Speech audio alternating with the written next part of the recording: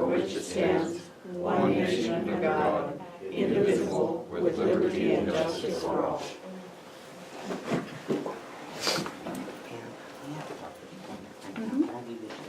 Certainly.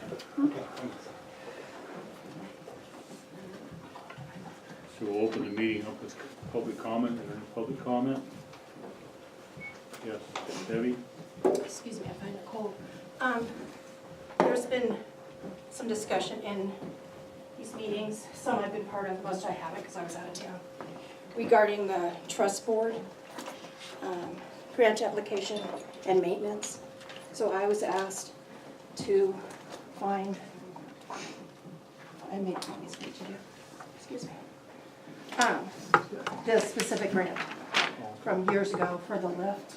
And on page 2, question 8, trust board is hoping that will clear up any questions. It says, who will operate and maintain this project when completed? Walleyes Unlimited and Silos. Okay. That's been on the grant application 5-6 years. Perfect, thank you. Thank You're you. welcome. Hey, Deb, just real quick, is Yeah. that, this is kind of like your standard, so this is gonna be on all your grant applications, This is the old language? one. Tomorrow, we're approving the new one, and yes, it will be. Yeah, okay, Yeah, excellent, great, thank you. you're welcome. Yes. Briefly talked to you, Commissioner Elder, but I wanted to inform the other two that the city is requesting that car, that Impala. Seems like the dog catcher one they have now is on its last leg, so gonna hopefully get that done this week since it was approved. I just wanted to bring it up that maybe bringing the title to be signed over at some point this week, if that's requested, or if we do something different. Okay. Okay. Was that vehicle that they had, Brandon, was that an old county vehicle as well? What are we gonna do with that then? It was an old sheriff's office vehicle. Are we gonna surplus that, or You should probably go to the cemetery.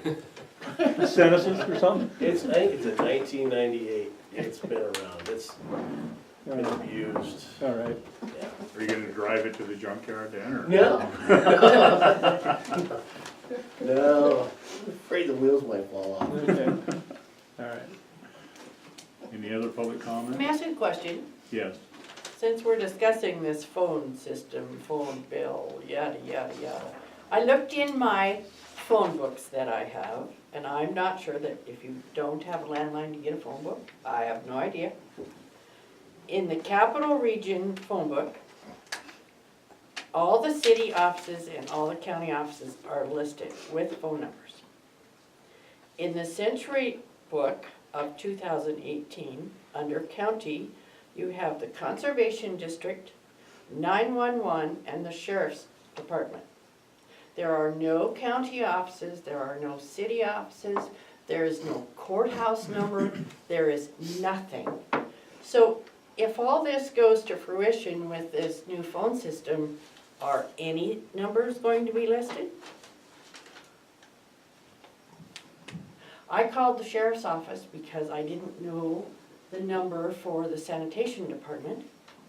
And when I got the non-emergency sheriff's number, my response was Google it, or this is the courthouse general number, and the sanitation doesn't have a digit between 1 and 0. So I was still, Okay. so I talked to the treasurer's office and they went down the hall and got it for me.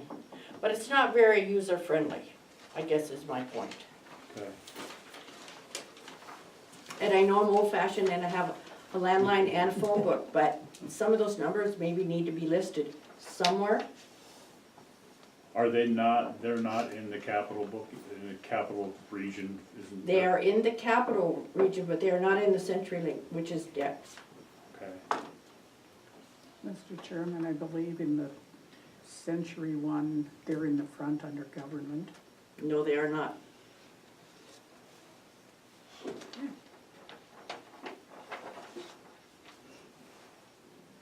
Under government, there is Conservation District and the Sheriff in CenturyLink. Does CenturyLink still send out a phone book? Yes, they do. You want me to go get one and show it to you? Yeah. I I never was go. 18. I can't call I think they anybody. come out like in August.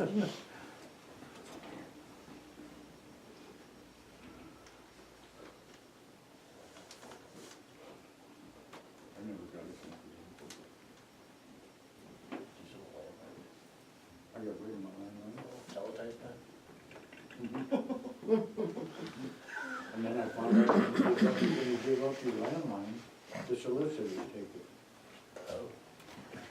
So I did a phone call, said 980, that's not, oh, that must be somebody I know. Hello? This is Mary. Your insurance? Hey Deb, real quick, I had a question. Yeah. When you guys approve your, this new, Yes, hopefully we'll do that tomorrow, yeah. if there's no more changes. I know we have some other boards that, like, I'm thinking the rec board, they're gonna be doing some of this kind of stuff. Right, Do you think your board would be okay if they used a similar format? yeah, absolutely. Because you know, I like what I see there. Yeah, I will. Because this is a discussion that keeps coming up, you Right, know, on a lot of these issues, so. and we have the new one, that, again, hopefully we approve tomorrow, if not, within the month. Has a basic format, but even more, a lot more clarity. Yeah, So yeah, as soon as that's approved, I'll get it to you guys, or I'll get it to whoever you want me to get it to. all right, I mean, just ask if they're okay Yeah. if we do that, you know, I wanna make I'll sure. find out. Yeah. Thank you.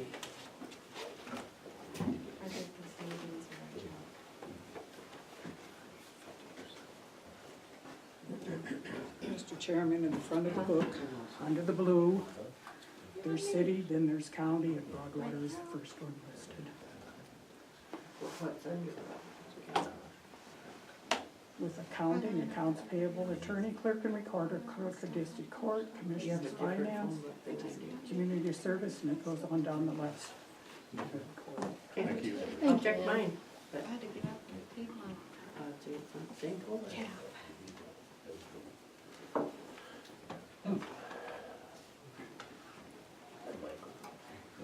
Is there a reason why the cameras turn to the audience versus the commissioners? Variety, Is there a reason? variety. Oh. Sometimes people ask for that, who was there, they wanna see the audience, so I'm just answering their request. Okay. Yeah, We have the minutes here from the May 15th and May 13th meetings. I will move that we approve those minutes as submitted. One second motion. Motion been made and second to approve minutes from May 13th and May 15th. Any further discussion? All in favor? Aye. Opposed, same. Motion carried.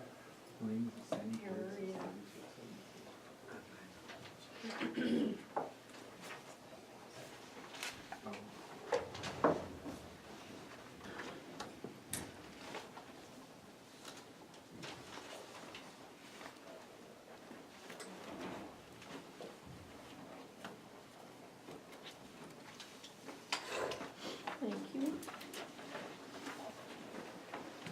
We have payroll claims in the amount of $175,032.17. I'll move that we pay the payroll claim from the set amount. I will second that motion. Motion been made, second to pay claims, set amount, all in favor? Aye. Opposed, same. Motion carried.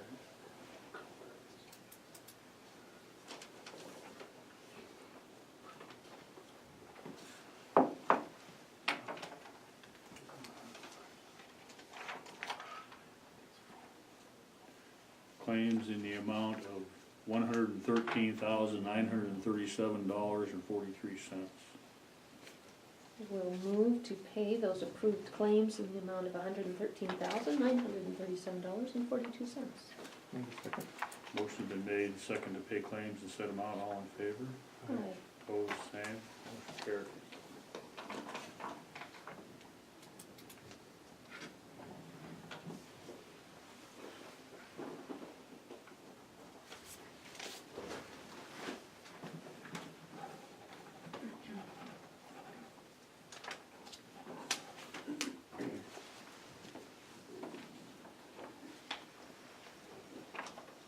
Have the Area 4 Agency on Aging Contractor Assessment Tool to be signed. Move that we sign the Agency on Aging assessment tool. Is there a second? Go second. Motion been made, second, Area 4 Agency on Aging Contractor Assessment. Any further discussion? All in favor? Opposed, same. Motion carries. And just to let all of you know, Agency on Aging is what funds our senior center and Meals on Wheels here locally, as well as a number of senior services.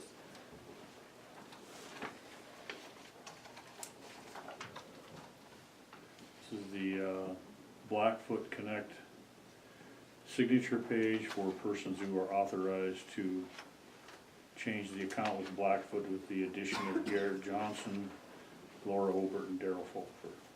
And we have Terry on there too, right? Terry and Steve? Oh, Yeah, they're on the original one. Okay, perfect. So they need that so they can get the information, right? Yeah. Right.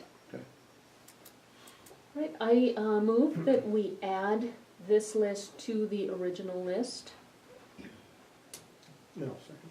Motion been made, second to add the list to the present list of Blackfoot connections. All in favor? Aye. Opposed, same. Motion carries.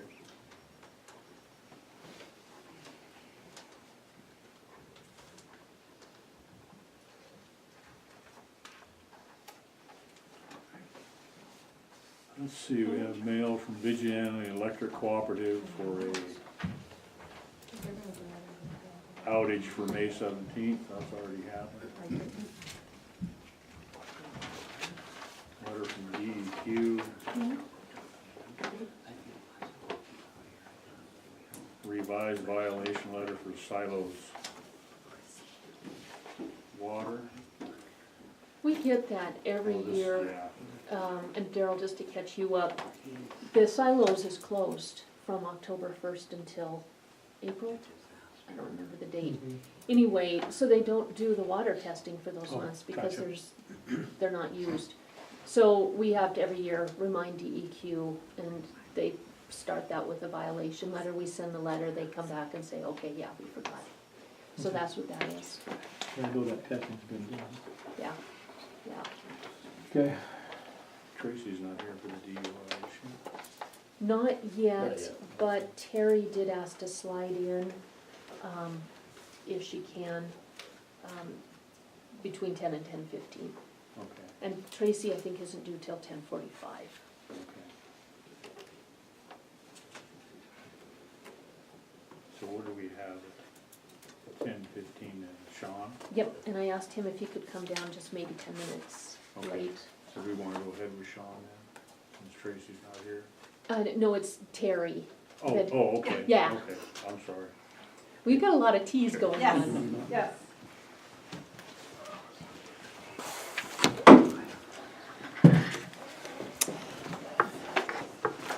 We have been working with Mike and identifying all of the fax lines.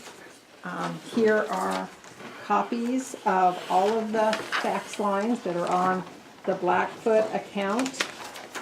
And then here's an extra one, just in case. And what we did was all of the analog lines that are currently being billed at the $55 are listed in the area that has been outlined. You do have a fax line that I could not find on any of the bills. So it is your election fax line, so I'm not sure if that's paid for out of another department or what, but it was not on any of the bills. So the bills that are outlined are all the current analog fax numbers that are on the Blackfoot bill, and then the 2669222, we know it's there, it's going to a fax machine, but it's not on the Blackfoot account. So I suggest that is something we try to research and find out, first of all, do we need it? If we don't, then let's get it canceled, whoever it's with. I'd hate for you to keep getting billed for something that you're not gonna use. Or if it's something you need to have for elections, we just want to find out who that's with and make sure it's being billed at the correct amount. You have to have it. Then what we went through is we identified each of the analog fax number, the location, and what it's used for. So they're either used for main numbers, for example, at the fairgrounds, that's the phone line that's there. And then, or it's used as fax. So I either listed it as phone line or fax. So for example, at the museum, they don't have a phone off of the phone system. They just have a single line phone that is there for them to answer. And so those are identified. In looking at this, we already found the 2663062 was an old commissioner fax. Mike's and my recommendation is that we cancel that one. And then in going down, the road department and the solid waste, do they really need fax machines? Is it worth $55 a month? If not, could they go to like here and use that fax number? Our recommendation is we get rid of the road department and the solid waste. The appraiser fax, that was one that was used. It's not in use right now, and we feel that that should be disconnected. We also have 2 fax numbers that we determined that rang into the clerk and recorders. Am I correct? And we don't know why, but we recommend that we disconnect the 2664502 because it just said Broad County fax. We just need to determine, which we did. We recommend that one. And so that right there, if you did get rid of those 5, that's a little bit over $250 savings, and we're trying to get back to where you were at before all of this occurred. The other idea, I still encourage you on the other faxes. $55 is a lot for a fax because they're rarely used. I would like to encourage Blackfoot to, is there any way we can go to an eFax or an ATA fax or something along that line? Because if you look at exactly how much you're faxing, let's say you do 50 pages, that's an awful expensive fax. So tell me, Terry, what was the reason that Blackfoot couldn't support that technology? they don't have that technology in their central office is what Scott said. Some of the other dial tone providers, for example, CenturyLink offers an eFax. It's not with a regular fax, it's done through email. That one's about $9.95 a month. With Clearfly for a 250-page fax with an ATA, that's one of those analog tone that you could actually use with the fax machine, that runs about $20 a month. So those are some things I really suggest we look at these other fax lines. That would bring it down significantly. The other idea, and I'm glad someone from the sheriff department's here, they have 2 fax machines. And one thing we can do, and it's totally up to you guys, we can make it to where you can fax out on one fax line, but incoming would only be able to go to one fax line. So that's another possibility. The way Steve does it is he hooks up the non-receiving fax machine and makes it to where it goes out on the same line, but incoming can only go to one machine, can't go to 2 machines. So that's They only another. pay for one then? Yes, then they would just pay for one line. So that's just some ideas that I came up with for the faxes. And if you do decide to cancel those, Mike, did I miss any? No, but one question I have is why are we paying for analog phone lines on like regular phone lines? Those are where there's not a phone off the phone system, like at the museum, the fairgrounds. I think you had 3 of them. Oh, and the senior citizen center. They don't have internet there, so we can't put Yeah, but in. you got your main line for the courthouse. Oh, no, that one. That's for clerk and recorders. Yes, no, that one, they had made a mistake and I got that one corrected. Oh, okay, Yeah, I already took care of that one. okay. So, yeah, so here's the new updated list. So Terry, I understand that we are paying the higher cost for the internet for both the museum and the fairgrounds, but yet we are also gonna have to pay the analog phone charge? Right now, you have a phone line there that was always there. If we might want to look at putting, it'd mean a one-time cost of an IP phone. But you would probably in 5 months recover that cost, and we could make those phones. We would need to do a site survey to make sure there's cabling in place where they want. So, at the fairgrounds, that might be something we might wanna do, and also, at the museum.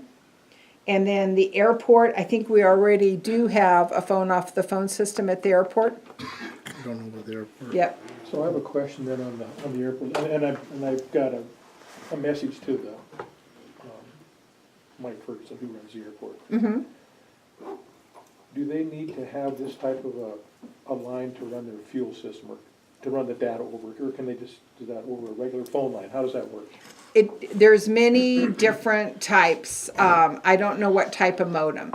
Okay, I would say 75% of the modems are actually now going through the internet. We've kind of gotten rid of dial-up modems, and a lot of times I find that there.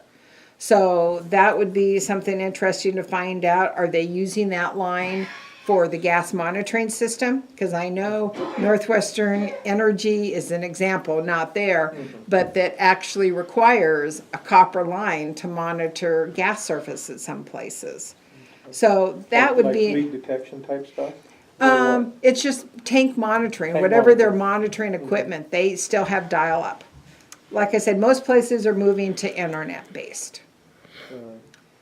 I guess, how are we gonna determine that? I mean, I don't wanna unhook them and then have there be an issue. Correct. What we can do is make an appointment for Steve to meet out there, and what he'll do is go to the blocks, and he'll trace out to see where those lines go to. And we can do the same thing out at the fairgrounds. And if I remember right, again, this is many years ago, at the fairgrounds, because that was kind of an emergency, Yep. and the lines were so inexpensive, they decided to have a line there if the electricity and everything went down. This is not even that. Huh? I don't know what this number is. This is not fairgrounds or anything. I already know that that's not the DES number. Really? Yep. Nobody Then knows what that's it is. something I think we should go out and trace. Mike has some input. Oh, yes, Chairman, fairgrounds. yes. Years ago, the fair board had a landline at the ticket center before cell coming. Okay, That line's still in the ground, but it's not been activated for a long time. DES at the 4-H building has a Quest or CenturyLink DSL line. We don't have any phone out there. We use a cell phone bus. Fair board, as far as I know and concerned, and DES, all we need is cell service. We have a cell booster inside the building. We don't need a hard line. We have a DSL line, which is paid through our emergency management grant. So if we set up an emergency operations center out there, we can do our internet stuff. so I think we should check to make sure if that DSL is still active. It's still active, I Yep. check it. Yep. I pay it And then, monthly. and then find out exactly, trace that line from the DMARC to what that line is being used for. All right. Yeah, they're both in the same area, so it would be, Yep, so we'll trace that one, and then we'll trace the airport to find out. Mike, are there any others you think we Nope. should? I think everything else is fine. that we And what went through. about the museum phone line? That's over here. They got internet. They do have internet, and I think they were forced to switch to Blackfoot, so if that is the case, Yeah, it shouldn't be should an they be analog. an analog phone? I Yeah. think it should be Yep. Okay. married up so that they can save that Okay. money. So we will check on those three. So I think it's the accounting fax, attorney fax, district court. And then, what about the senior citizen center? Do we have Will you internet? track that one too, because I do think they have internet. They do have internet, but it's not through Blackfoot. Oh, and is it through Rocky then? Mm-hmm. Okay, Yeah. So can we get a phone line through Rocky for the museum? maybe, It's actually their, yeah. is it their building? No, it's our building. Our building, but their agency, Yeah, okay. So maybe that's something we can Yeah. take off. And then, of course, the health department. Yep, so if we can, and knowing already we're gonna cancel, 5 of these, and then there's 4 others that are in question. We can actually do that. I did email the sheriff and the county attorney, and what they said, and I don't know if the sheriff has a different opinion with what you just said, but he did say that the second phone line, fax line, is to kind of take some of the pressure off of dispatch, so he wanted to keep both. The county attorney said that it's inappropriate to share a fax with the clerk of district court because cases are Yep. confidential. So we need to keep those. But I agree with you, I did check with Mary, the public works supervisor, and she said to go ahead and cancel road and solid waste. And so those 5 canceling, I think, is good. Perfect. Yeah. And then what we'll have to do is have you guys, once we know everything, within the next couple weeks, is then send a letter Okay, to Blackfoot, just letting them know, sounds good. okay? And then the other thing you asked me to do was to look at the issue over at the health department. We installed what's called a Visualware, and it measures the connection between our phone system and that building over there. We can tell you already in measuring the speed previously, we had the 7 meg by 1 meg just for voice. And then we think, we're not sure because we never measured the data, was a 3.1. We can tell right now, just the 4 hours we had it in on Friday, that there was just, it was not a big enough pipe for the number of computers and the number of phones.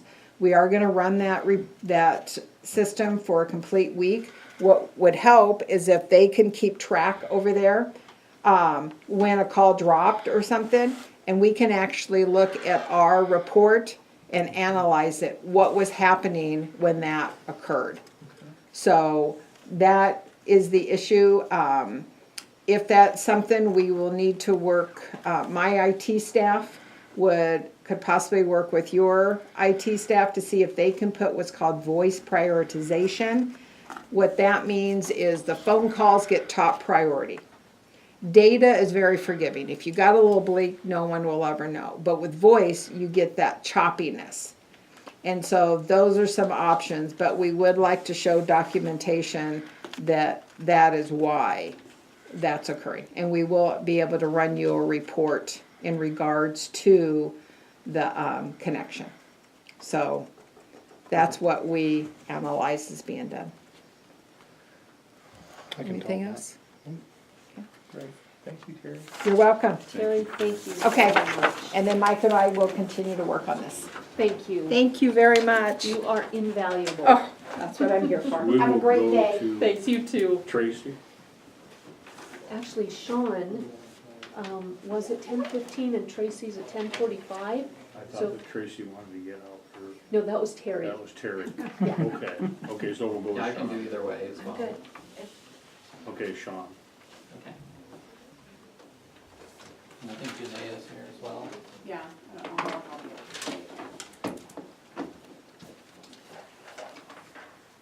Good morning. Good morning. So I think our discussion here is just to kind of get started on the budget, is that correct? Yes. Start talking about what we think the needs are for the environmental health office. I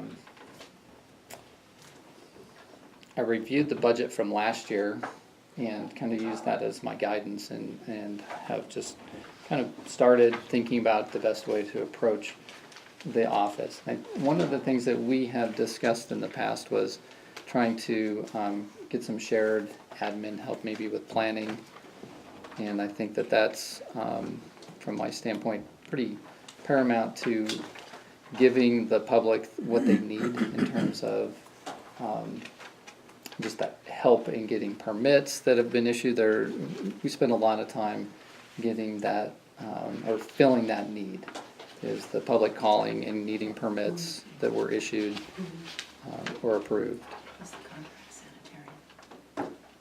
So, you know, that's where I think we have a lot of needs. And of course, people just calling for the information about the services we provide through the Environmental Health Office.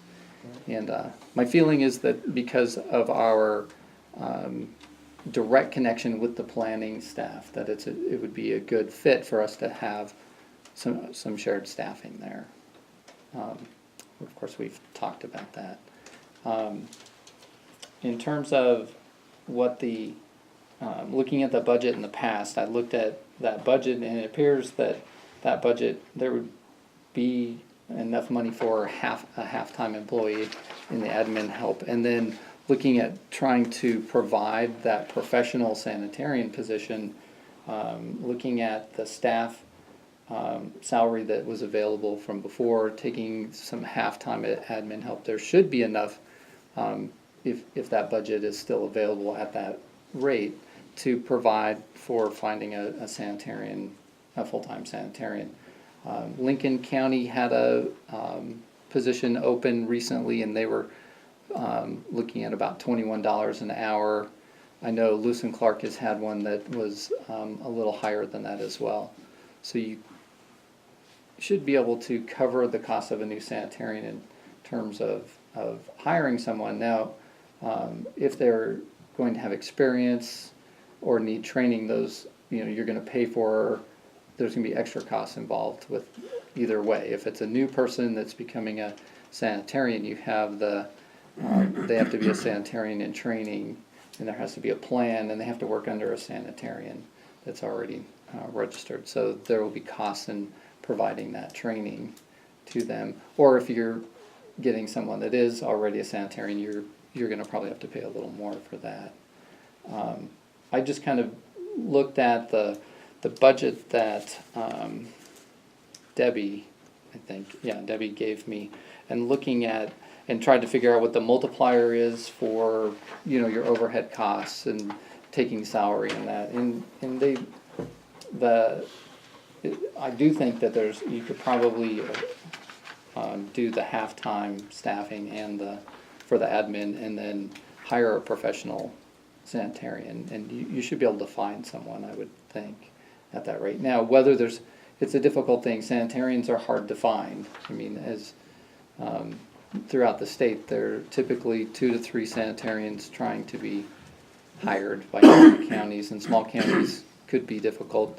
You do have the benefit of having Lewis and Clark County close by and Gallatin County, where perhaps you can pull one of their experienced people away from. Would be an option that way. In terms of the operating expenses, I really don't have a great feel for that.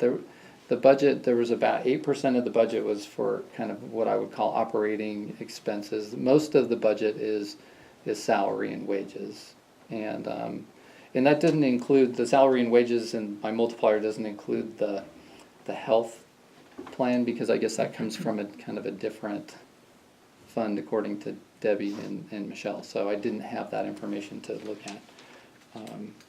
But I think the operating expenses were probably about 8% according to the budget, and I think that should be doable again. So once again, I think the budget that if that budget is available, you should be able to come up with something that is doable and still try to get some staffing for the admin. Okay. So that's my kind of quick and dirty look at it. Any questions about that? Any needs, Sean, that? You know, from the standpoint of like computers and printers and that type of thing, they're going to need to be replaced at some soon, you know, in the pretty near future.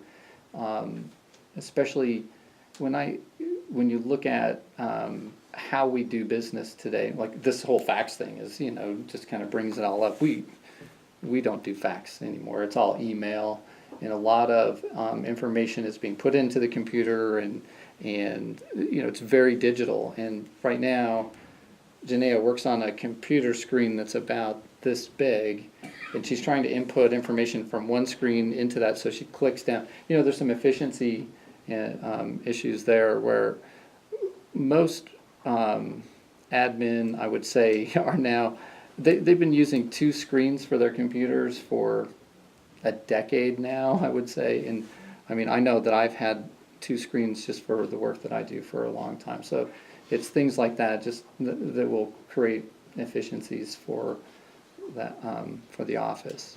You know, the GPS unit, that's a known, and I think there's maybe, that was not something that I kind of considered in this budget because I think there's some money maybe squirreled away already for that. But that would be something, and it is something that we've talked about being able to share with planning as well. And then there's always software, you know, you're always having to update software, and what I don't know is, you know, I'll talk to Nicole about this, is the sharing of some of the ARC GIS information, that software, because it would be nice to start getting some of the data that we have into that format as well. So, because then it's a shareable and usable data set. Because there's a lot of really great data that has been collected in the past, so we'll want to do that. All right. How much training is involved with that ARC software? How much training would Yeah. be? Well, it's gonna be who's using it and how much experience they have with software and familiarity. So I A don't. little bit, there'll be some. There'll be some. Okay. There's just like I use AutoCAD, which is a drafting program, which is different, but there's a lot of online resources. So it just depends on how savvy the person is in terms of computers and all of that to be able to just maybe jump into it and figure it out, or if they would need to have some training. Do you see a GIS person being able to do some of that work? Oh, absolutely. Yeah. Yeah, I mean, once the data is, I mean, yes, that's, if you had a GIS person available to do that, it would be, that's really where it would go, I would think. Where that data would, you know, who you'd Right. hand that off to them, Exactly. yeah. How much, for the work that's done, piggybacking off of Daryl's question with the GPS or GIS, excuse me, how many hours do you think that would save the sanitarian position or the administrative position? If How the, that- well, so what do you know, if the GIS, if you're creating some sort of integrated system where the permits were loaded onto GIS and you have the as-built that were GPSed in, and then that information is available online to realtors, it would save hours, I mean, maybe 10 hours a week, maybe more. You know, that's totally a gut feeling, but we spend a lot of time getting permits and looking them up, and if they're all digital and available to the public where we don't have to look that up, that's a huge cost savings and time savings. And that would be for both positions, do you think, the 10 hours, not each, but both positions combined would be averaging, saving 10 hours a week? Maybe so. I mean, right now, because neither of us are full-time, I mean, I would say 10 hours overall between the two staff. Yeah, 10 hours a week, you're figuring? Yeah. And Janaea can speak to that, I would think. I mean,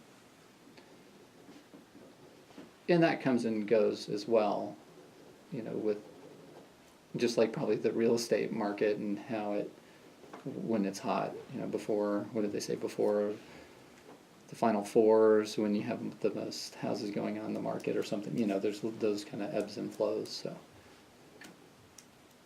So are you averaging that this system can create the permits as well?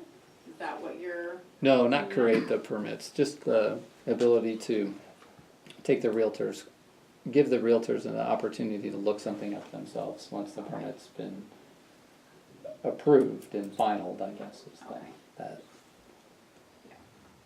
Yeah, you won't be able to, Yeah.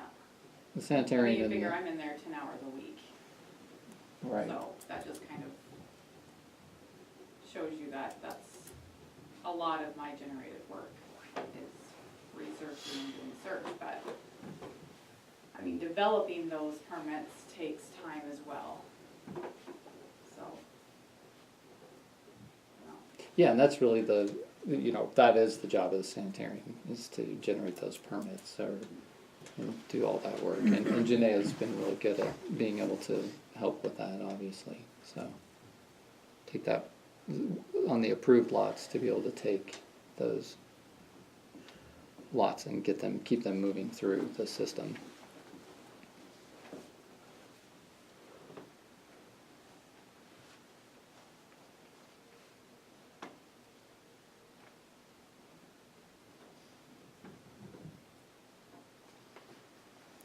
And, right now, my position as a contracted sanitarian is really just keeping things above water, right? Meeting the demands of we need to open our kitchen next week or in 2 weeks or whatever it is, and trying to do all the compliance that goes along with that. It's not being proactive. And really, environmental health should be a proactive endeavor. And so that's where a full-time position is going to be able to do that better than me being more of a reactive and trying to, I try to be proactive, but you can't be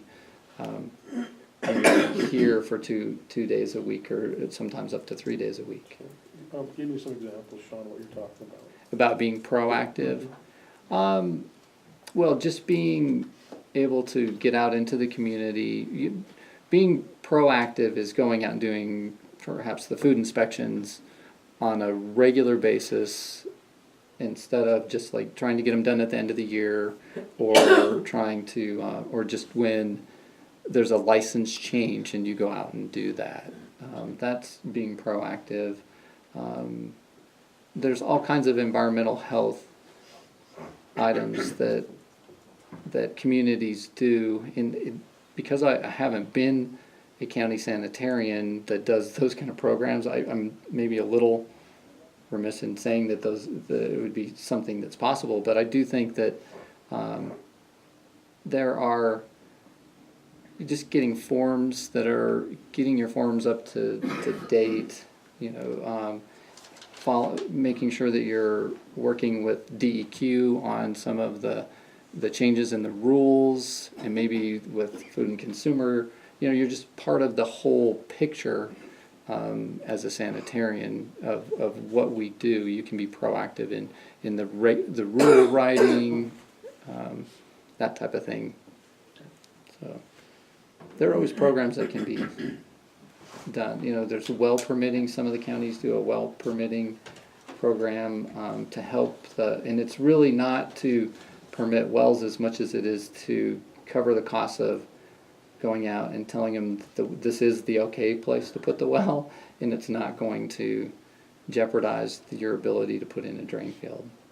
So I've done maybe 5 site visits now that I was able to do that along with some other permitting work, so it wasn't a big time. Didn't consume a lot of my time, but just making sure that they were going to drill the wells in the right places. When you have 1 acre lots, that well location you gotta be in the right spot with the well, so.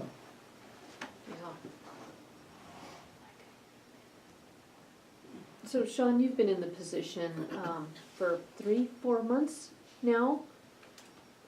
From what you've seen, in your opinion, what is the perfect structure for that office, staffing-wise? Well, I do think that having somebody that can answer the phone on a everyday basis is pretty important. whether that's a full-time sanitarian that's around, but sanitarians are in the field so much that it's difficult to do that. I think having an admin person that can be there to answer questions, to just give out some of that information that I have to do from cell phone and then come back to the office and try to email, keeping everything just kind of moving and letting the community know where the sanitarian is and what they're doing, because most people don't understand how diverse the job is and what it entails. So, and then from the sanitarian position, I think having a, I think it just depends on where, what you want the sanitarian to be doing. Are they just maintaining, kind of like what I said before? Are they maintaining? I think you could do that with someone that has experience. They could do it part-time. But that's having the admin help that's taking care of a lot of the little things. And it's also, I don't know what that part-time means. I'm not afraid to, because I'm contracted, I'm not afraid to put in a 10 or 12 hour day, because there's a benefit to me to do that. An employee would probably get burned out pretty quick doing that if they had to do that on a regular basis. I don't know. Finding the right person, you know, as usual, finding the right person could make things different. But yeah, I think that you could do a part-time, but it would be you'd have to have somebody that has a lot of experience. The food thing for me, because I don't do a lot of food, is there's just all kinds of little questions that come up. I feel like the drain fields and the permitting is pretty straightforward, because DEQ and our permitting process have to match. And so it's coming in from another county, the rules are the same. There's some little nuances here and there. But food, partially because food has always been a little, you never knew. They have a staff turnover, and you just never know what's going on there. And there's just lots of little things that go on with that. So finding somebody, I find that I spend a lot of time talking to Food and Consumer about how they want things permitted. And even then, if I talk to one other person in the office, it's not always the same. So, and not trying to badmouth them, I guess, but it's just there's a lot of it's just different than what I'm used to. Sure. In terms of the drain fields and that. How much time would you say it takes for the food inspection part of the job, average? Well, on a weekly, monthly, so I think there are 56 or 62, anyway, it's between 50 and 60 licensed establishments in this county. That includes trailer parks and that type, trailer parks, hotels, motels, food service. There's a few other little things that I'm missing. Bed and breakfast, that type of thing.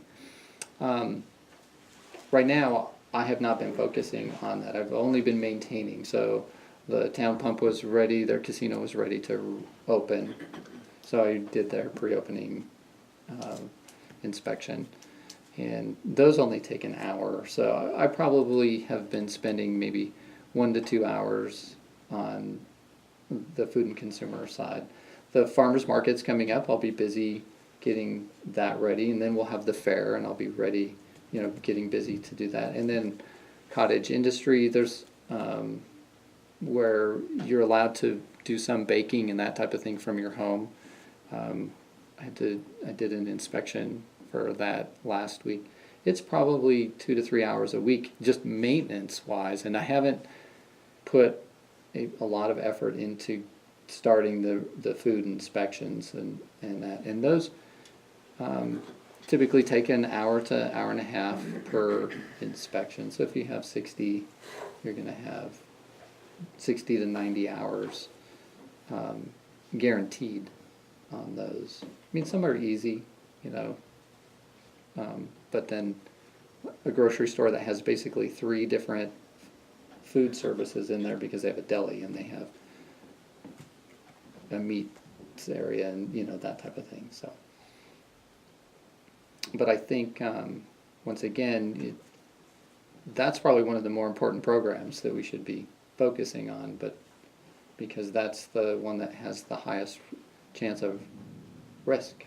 It's the highest risk is in the food side of things, so.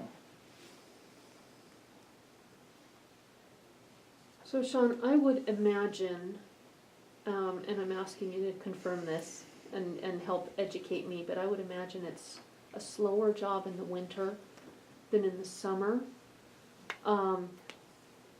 Is that true? Yeah, I would think so. I mean, you know, when I arrived here in March, we were still in the doldrums of this winter, and it was pretty quiet in terms of installations. And it wasn't much longer after that, though, that things started to pick up. And I think you'll see that but if you have an open winter, that may not happen, but I would think for the most part that's what you're going to see happen is it'll slow down sometime typically during the holiday seasons for sure, November, December, and then into January. People are busy. They either had their deadline that they needed to be into the house before Thanksgiving, or you know, then and then there's the winter leg kind of. So, absolutely, and that's why a lot of the sanitarian counties will do their food inspection during that time. So they kind of wait to do the food inspection or the licensed establishments once the weather has changed. And also the state's on the true fiscal year, or the annual fiscal year, I guess, so it ends at for food inspection, it's at the end of December. So there's always this big rush to get the food inspections done by the end of December. So there, you know, you have the drain fields and field work like that kind of dropping down, but that's also then when you would pick up and do your licensed establishments. Of course, you have to try to get your campgrounds and those kind of facilities done when they're open, which would be summer. Sure, which makes sense.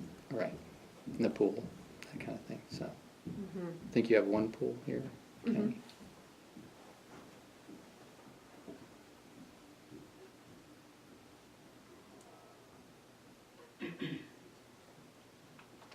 So another question with hours, Sean, if we were to ask you to stay as a contract sanitarian, what would you envision estimated hours to be for budgeting purposes? Would you think after you get, you know, it takes some time to get acclimated, but once you reach that point of, you know, kind of knowing what's been done, what hasn't been done, what needs to be done, what would you think would be your seasonal hours? Yeah, so I think that's a good question. I would probably say I'd want to think about that a little more, but my gut feeling is that the summer is just going to be busy. Mm-hmm. And we really, in order to meet the contractors getting their systems installed, that requires me to be more available and maybe have to come to the county more often, you know, to do that. So, you know, you could be looking through the summer to 2.5 days on the average per week. And those are long days too. So those are, you could probably think 20 to 25 hours a week potentially through the summer. And then it would drop off to probably 16 hours, I would think. Maybe at the end of September, early October is when it could drop down. And then that's when potentially there would be a focus or a shift to doing those licensed establishments. Also the farmers market and the fair. I don't know what other events you have, but that would be something that we'd want to talk about. It's like, what other events would I need to be prepared for, because those are time consuming. Yeah, I think that's, you know, worth looking into and trying to look in the crystal ball to try Right. to figure out. One thing that we did look at was, right now, we're at about the same amount of permits as we were last year. So we looked kind of at the dates just to see how many permits. We were within, I think, 4 or 5 permits. I can't remember now exactly, but you know, just how many permits have been issued. And we are definitely getting more permits coming in. You know, it's starting. I think there's maybe 5 or 6 that are waiting for Janae to come in tomorrow already. So that's yeah, well, it'll be busier during the summer for sure. And that's without any type of experience having been here during any other time than starting in March. So I don't know what it's like in those other months. But being the Mineral County Sanitarian from September through December, it really does, it slowed down significantly during those months. So, other than the trucks wrecking on Lookout Pass, but that's, you don't have that. No, thank goodness. Yeah. Yeah.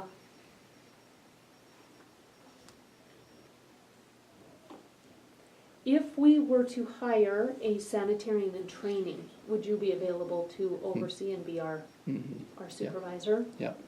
Okay, Yeah, you have to prepare a plan, and that plan has to be approved by the Board of Sanitarians. And Okay. I've done that before. okay. So, the sanitarian position, working with planning, anything you wanna share or we should know about that? I know you and Nicole have worked very closely with a lot of the things going on. Well, as you know, I mean, I know we've talked about it, but the office that I worked in Lake County was a shared planning and sanitation office. And Lake County's obviously a little bigger than Broadwater County, but the understanding of what's happening in the county in terms of where buildings are going, where are we issuing addresses, what are people talking about, and that type of thing. It's really paramount that the two offices work together as much as they can. Just like this TED district that's going on down in the southern end of the county, having a good understanding of what they're going to do with their sanitation is really important. So I think having the planning department and the sanitation department working together, and then because our permits require an address, and you know there's some kind of overlap, it only makes sense that the admin people kind of are helping with both as well. So.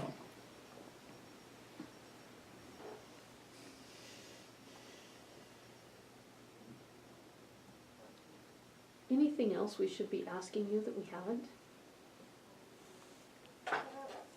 No, I think we've been able to communicate when little things come up, especially with the Board of Health. You guys have been, you know, because you're on the Board of Health, you know all of the other issues that the office is struggling with to get to where we need to be. So. Yeah, I appreciate how much you come in to the office with those updates and then also everything you've done with the Board of Health. Thank you. Yeah, it's gonna take us some time to figure out the next steps, but it sure helps to have some answers, to kind of put those into the puzzle and see how it all comes out. Yeah, and I think it's important. I think it would be great to, you know, have Nicole and maybe have a conversation with how we can do some sharing and you know, maybe the admin person also has some GIS experience or something. Yeah, I don't know. Maybe there's some